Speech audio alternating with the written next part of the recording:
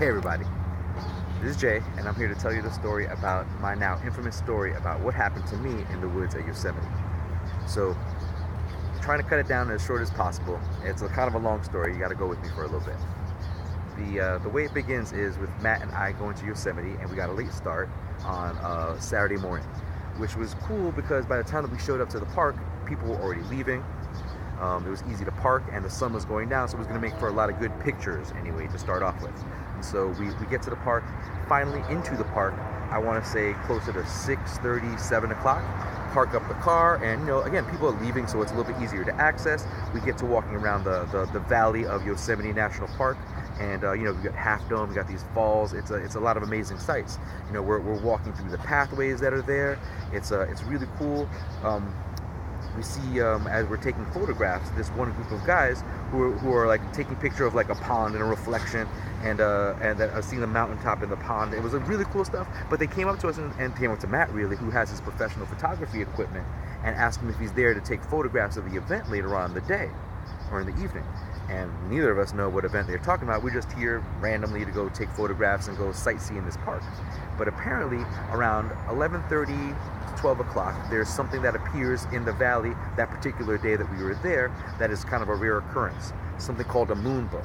And how it occurs is the moonbow pops out whenever it's a very clear night, on a night where it's like a full moon, but also I guess in the particular season of the year, like the light hits the valley in a certain way, whatever. The point is that in the waterfall at night, you can actually see visibly an actual rainbow coming out of like the spray, and it makes like for something called a moonbow. It's pretty impressive to see, and we were there randomly. We were like, yeah, we definitely want to see that, take pictures of that. It's gonna be all good.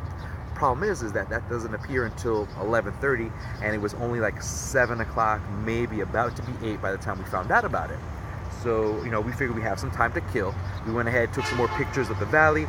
Matt got these crazy pictures, and I got a video of like a deer coming across us. It was some intense stuff, and we're getting amazing shots, all the while thinking, all right, we've got to kill some time because it's going to be a number of hours before we're able to go ahead and take pictures of this moonbow, which seems like it's like a worthwhile thing to photograph if you came all the way to Yosemite.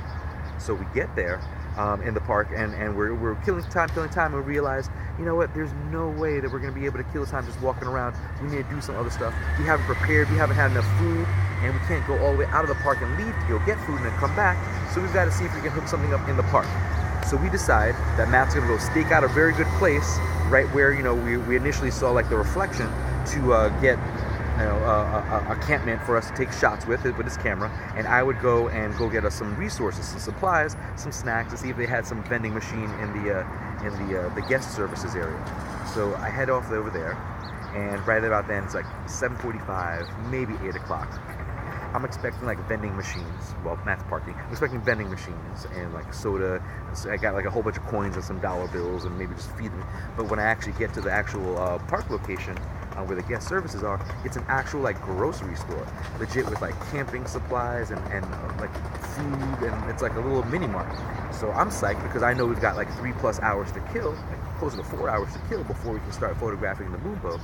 So I'm like, all right, let's get some of this food. Matt said he wanted like a steak sandwich. They had steak sandwich. I'm like, man, I'm coming up and getting all the good stuff. I spent so much time shopping that by the time I walked out of the store, it was closer to 8:30, 8:45. The point with that is that when I went into the store, it was, visible light. You could see where you were going. By the time I walked out, the sun had set, and all of a sudden, you could not see more than 30 yards in front of you without any kind of, artificial light. Luckily, when I was in the store, I had thought about, sitting there reading, like maps and stuff, so I bought like a little hand flashlight, and that ended up being my savior. I love that hand flashlight. Because as I walked out, cut to 20 minutes later of me trying to find the path that I was supposed to go meet up with Matt at in the first place, I can't find it in the dark. I'm not an outdoorsman. Look where I live. So, of course, I get lost. And after 20 minutes of being lost, I'm freaking out because I'm thinking, wait, did I forget to charge my battery on my phone?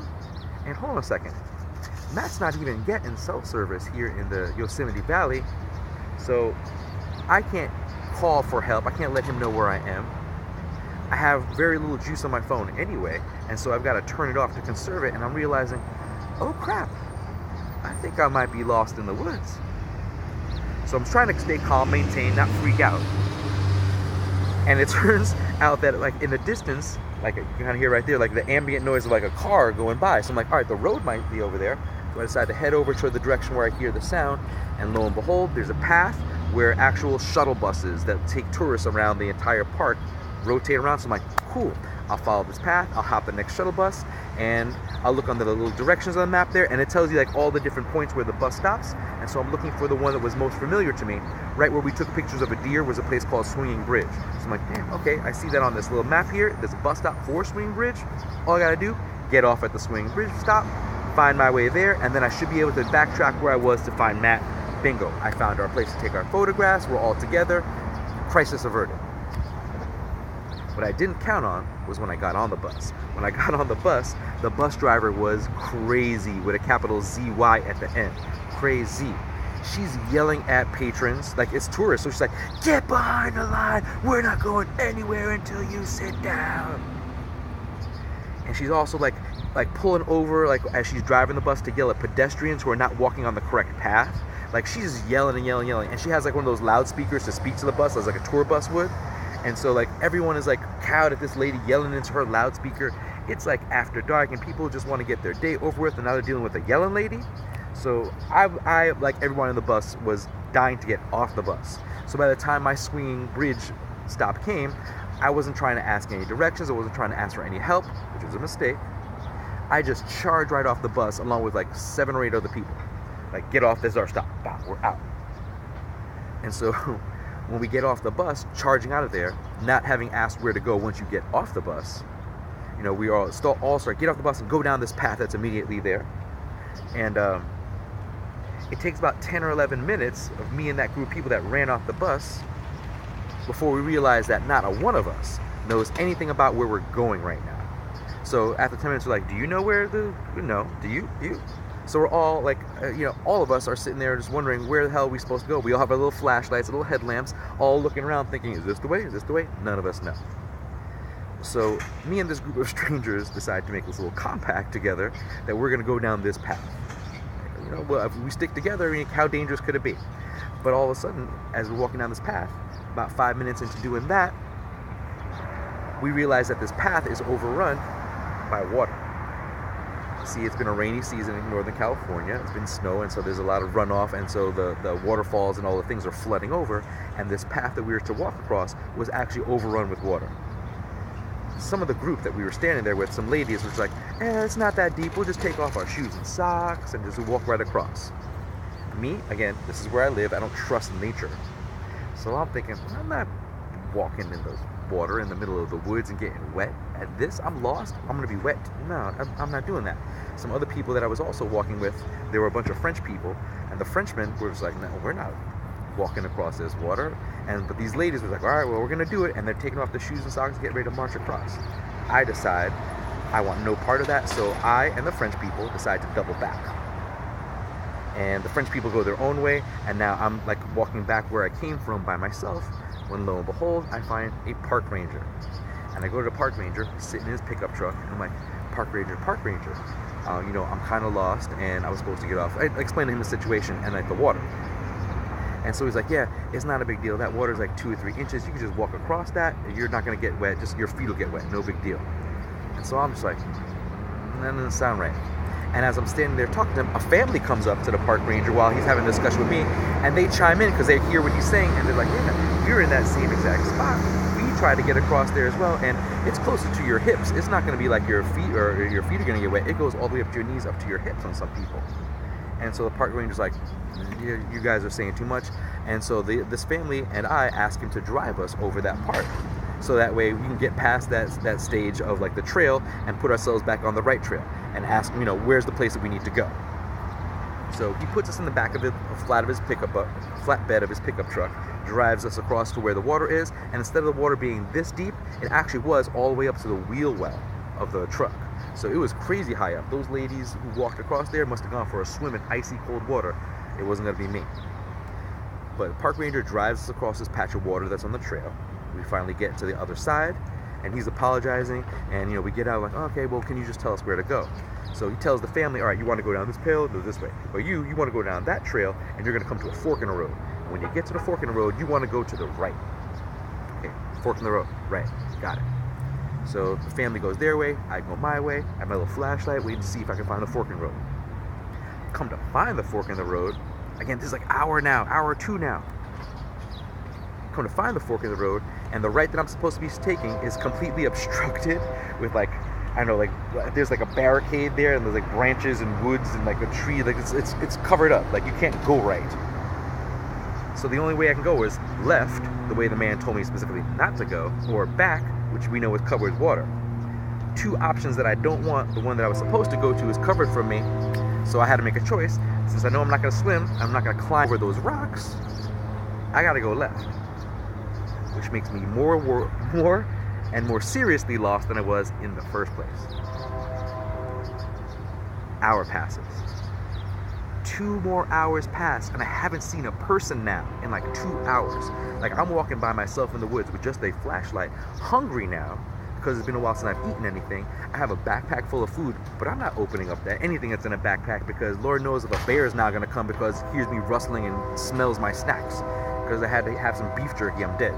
So I'm walking down this path, hungry, worried about that I'm going to not have enough energy to call on my phone if should I get a signal. I finally do get a signal. I start texting my wife like, hey honey, not to make you nervous, but can you think you could contact Matt and let him know that I'm supposed to be meeting him here and I don't see him and I'm lost, blah blah blah.